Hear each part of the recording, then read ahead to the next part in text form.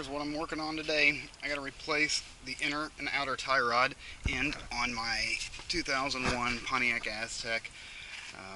This same design goes for like minivans, the Rendezvous, even like the Aleros and all that stuff. That uses basically Aleros, Pontiac Grand Ams, and all that.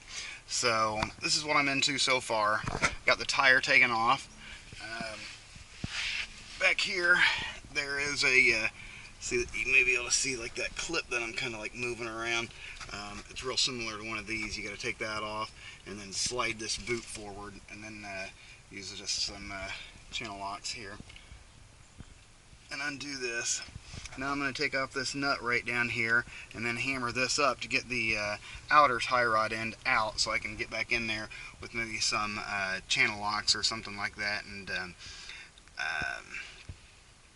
grab onto that. So I'll move all that. You can turn the steering wheel whichever way you want it, so that way it will allow you a little bit more clearance inside there to grab onto things with. Hopefully I won't have to remove anything else in order to get that. Kind of looks like it's going to be a tight fit back in there, and this original one doesn't have like a nut or a socket or anything like that that you can put on to remove the darn thing. So we'll see what I'm into next. Alright, today's project, inner outer tie rod ends for most any early to mid 2000 GM vehicles. Kind of did a number of things. I remember like this concrete pole. It's one of those concrete stands that stood up. Alright. See what I'm into next. Alright, now one of the problems I ran into was whenever I was trying to spin this nut off here on the outer tie rod, the whole thing was spinning. So one of the things I've got is one of these forks right here. You can jam in there, and sometimes that'll create enough pressure to let it loose. But what I'm going to do is use a 18 millimeter, set it in there right, and then use a some monkey wrench and hold on to the bottom of this right here, and then spin it free, bust it free like that, and then use my pickle fork and hammer that thing out of there, so that way I can be able to work on the inner tie rod a little bit easier. So let's get this off here and then move on to the back here. Alright, after much finagling and a whole lot of fight, I got both of them out of there. Now this one here, like I said, was spinning inside there, so I had to eventually just pry this thing up and get as much of an area as I could to put my monkey wrench on, like on the top of here, in order to make it grab on to where I could unloosen that bottom bolt with an 18. It was kind of tricky, and I wish I would have had my torches. I just would have whacked the thing off, but I didn't, so this is what I got. And the inside one, I had to put this monkey wrench in here, like up inside like this, and then reach my hands around and then crank it loose. It did have this plastic boot over top of it that I just took a screwdriver with and pushed it back. I don't even know if I'm going to reuse it. I may not. It's not necessarily all that important. It does keep a little bit of the dirt out, but I mean, as long as you got the boot on there, you should be fine. You got to remove this nut here, take it loose, hold on one place here, and then unloosen this nut here, and get this boot off to put it on my new one right here. So I guess I'm into my reassembly right here. If you got any questions, just leave me a question or a comment in the comment section down below, and hopefully I can get this fixed, give you an inside view of what everything looks like and what you're into. And some of the tools that I've had out here using to take this all apart.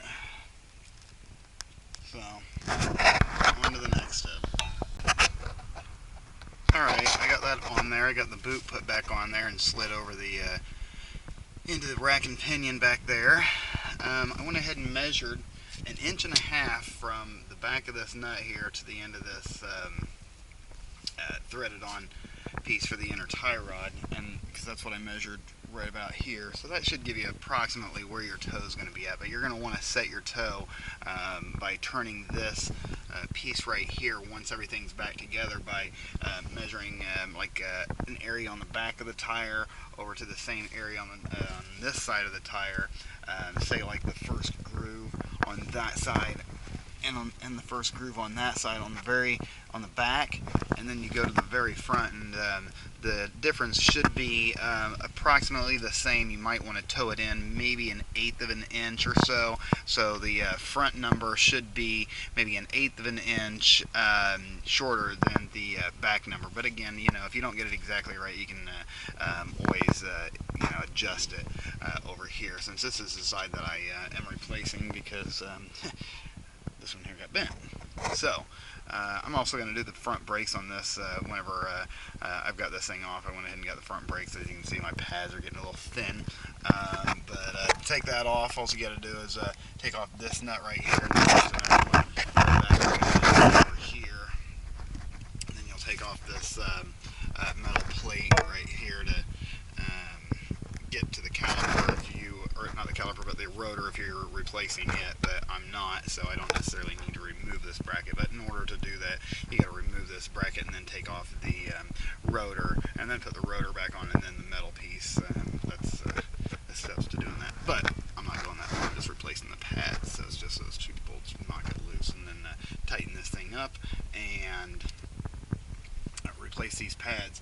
So anyway, this inner tie rod here is almost ready to be put back on there. I'm going to thread the new one that I got on here in right here. I'm going to thread that in, and then I'll bolt it into there once it's all threaded in, and then lock in my jam nut, and if I need to adjust it from there, I can. So on to the next step. Alright, I got it all back together. Got this brake taken off here with those two nuts, and pried it loose and tightened it down with my clamp here, and then put the new pads on, stuffed on the brakes a few times, make sure it's got plenty of pressure, works just fine, and got this outer tie rod put back on here, put the cotter pin on, and torque this nut down right.